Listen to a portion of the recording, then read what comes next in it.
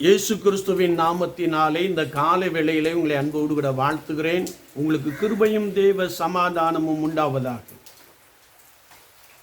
ஒவ்வொரு நாளும் காலை வேளையிலே நாம் கர்த்தர் நமக்கு கொடுக்கிற வார்த்தையை நாம் தியானித்துக் கொண்டிருக்கிறோம். இன்றைக்கும் அப்போஸ்தலர் நடபடிகளின் புஸ்தகம் 3ஆம் அதிகாரம் 16ஆம் வார்த்தையிலே நாம் வாசிக்கின்ற பொழுது, அவருடைய நாமத்தை பற்றும் விசுவாசத்தினாலே அவருடைய நாமமே நீங்கள் பார்த்து அறிந்திருக்கிற இவனை பலப்படுத்தினது என்ற ஒரு வசனத்தை நாம் பரிசுத்த வேதாகமத்திலே தெளிவாய் வாசிக்க முடியும். அப்போஸ்தலர் 3ஆம் அதிகாரத்தை நாம் வாசிக்கின்ற பொழுது வேதம் சொல்லுகிறது, தன் தாயின் வயிற்றில் சப்பானியாய் பிறந்த ஒரு மனுஷனை சுமந்து கொண்டு வந்தார்கள். தேவாலயத்திலே பிரவேசிக்கிற இடத்தில் பிச்சை கேட்கும்படி நாடோறும் அவனை அலங்கார வாசல் எண்ணப்பட்ட தேவாலய வாசல் அண்டையிலே வைப்பார்கள் என்று கர்த்தருடைய வார்த்தையிலே நாம் வாசிக்க முடியும்.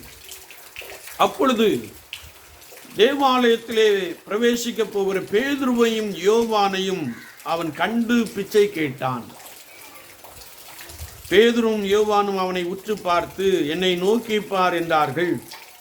அவன் அவர்களிடத்தில் எதாகிலும் கிடைக்கும் என்று எண்ணி அவர்களை நோக்கி பார்த்தான். அப்பொழுது பேதுரு, வெள்ளியும் பொன்னும் எங்களிடத்தில் இல்லை, எங்களிடத்தில் உள்ளதை உனக்கு தருகிறேன் என்று சொல்லி இயேசுவின் நாமத்தினாலே எழுந்து நட என்று சொன்னான். அவன் கால்களும் கரடுகளும் பலன் கொண்டது. அவன் எழுந்து நடந்து குதித்து கர்த்தருடைய நாமத்தை மகிமைப்படுத்தினான் என்று வேதத்திலே நாம் வாசிக்க முடியும்.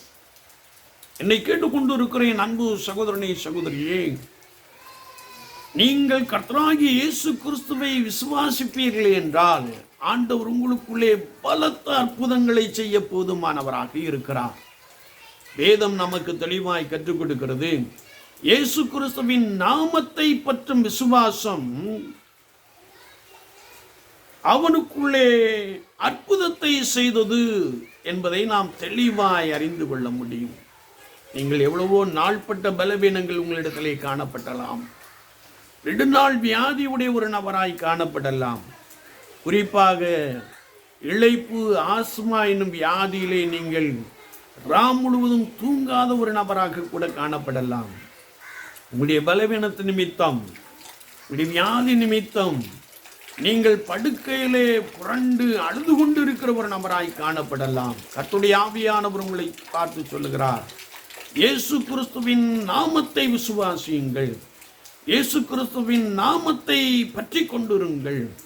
அவரை நீங்கள் முழு நிச்சயமாய் விசுவாசிக்கின்ற பொழுது அவர் உங்களுக்குள்ளே பலத்த அற்புதங்களை செய்கிறார். நெடுநாள் வியாதி உங்களை விட்டு புறப்பட்டு போகும். நெடுநாள் பிரச்சனைகள் உங்களை விட்டு புறப்பட்டு போகும். அந்தகார வல்லமைகள் உங்களை விட்டு புறப்பட்டு போகும். நீங்கள் அற்புதமான சுகத்தை பெற்றுக்கொள்வீர்கள் என்று கர்த்தருடைய வார்த்தை நமக்கு தெளிவாய் கற்றுக் கொடுக்கிறது. எனவே இயேசு கிறிஸ்துவின் நாமத்தை உறுதியாய் விசுவாசியுங்கள். விசுவாசத்தில் வல்லவர்களாய் மாறுங்கள். அவர் உங்கள் நடுவிலே அற்புதராயிருந்து உங்களுக்காக பலத்த அற்புதங்களை செய்கிறார். வியாதி உங்களை விட்டு நீங்கி போவதை நீங்கள் பார்ப்பீர்கள்.